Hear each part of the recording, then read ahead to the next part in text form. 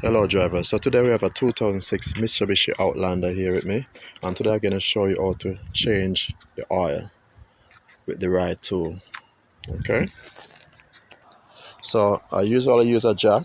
If you don't have a runner, just use one of these jack just to jack it up.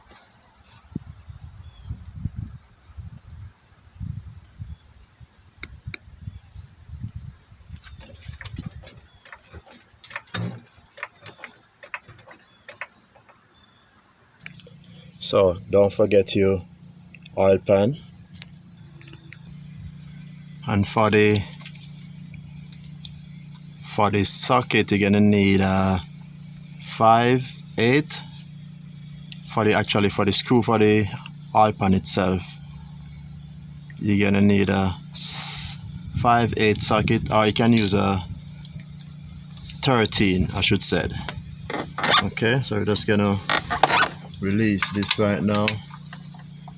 Remember, this is a 2006 Mitsubishi Outlander. Let me see. Actually, that's 17. That was my mistake. You're gonna need a 17 to remove the screw.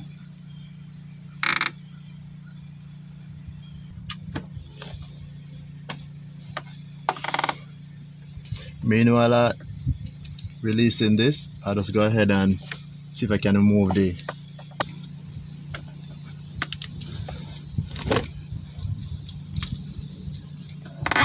and hold it.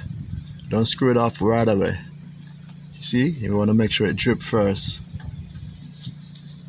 Drip, make sure it at least drain out all the oil from the oil filter.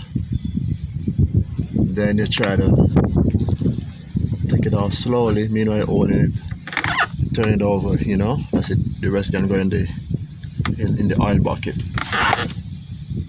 Then make sure you have a rag to wipe off your hand at the same time. You know what I mean? That you don't create a mess and feel uncomfortable. What I'm gonna do now, I'm gonna leave this for 5 minutes, make it drain fully. I'm not gonna replace anything as yet. Make it drain fully. What I usually do, meanwhile it draining, I just come and tap the hinge in and open up remove the oil cap.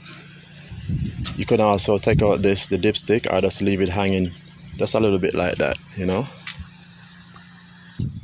Okay, so this is a 4-cylinder 2.4 engine, liter 4. Usually just need at least, what is this, 5 quart. So that would be like 5 of the small bottles, okay? But I just usually buy one of the big big bottle.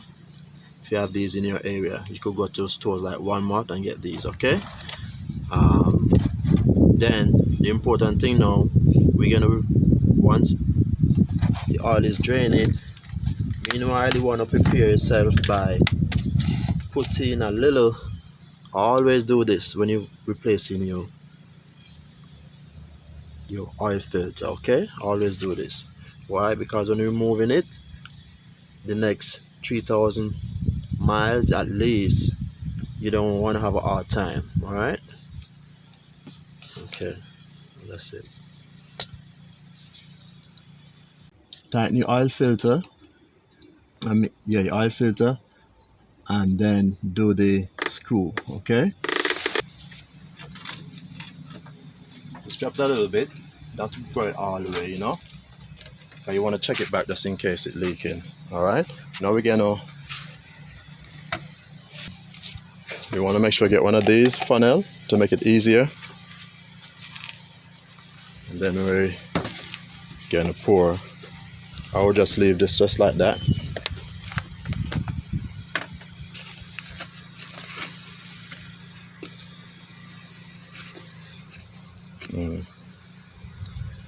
We're gonna take our time, pour. This is a high mileage vehicle, so you could use 1030 or 1040, okay? And usually what I do, I just take my time, pour,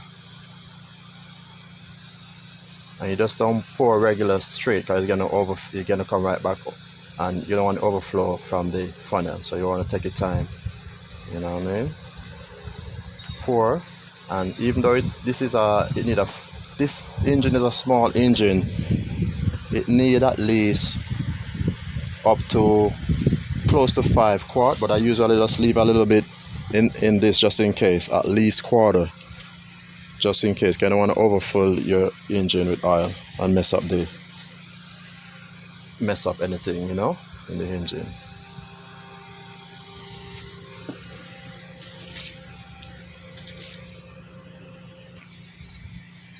Okay, so once you pour enough, like you pour 4 quart and a little bit, right, I will just check it real quick. First you just wipe it off first and then check it.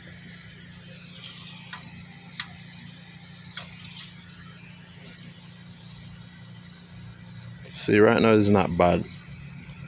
See that? But it needs a little more. But what I would do, usually what I did, once it almost filled, I turn on the vehicle, because remember the oil filter, some of the oil is gonna go in the oil filter.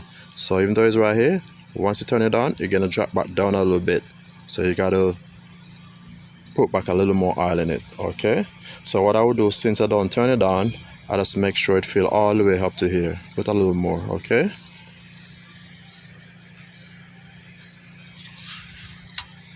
And once you turn on the vehicle, remember to check back underneath the engine. Make sure you don't have any leak. Even though you tighten the screw and the oil filter, you want to check it back. Alright. So right now, I'll just pour a little bit more, just to be safe.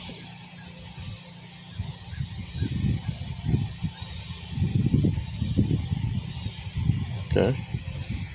And then that is it. Cover it up.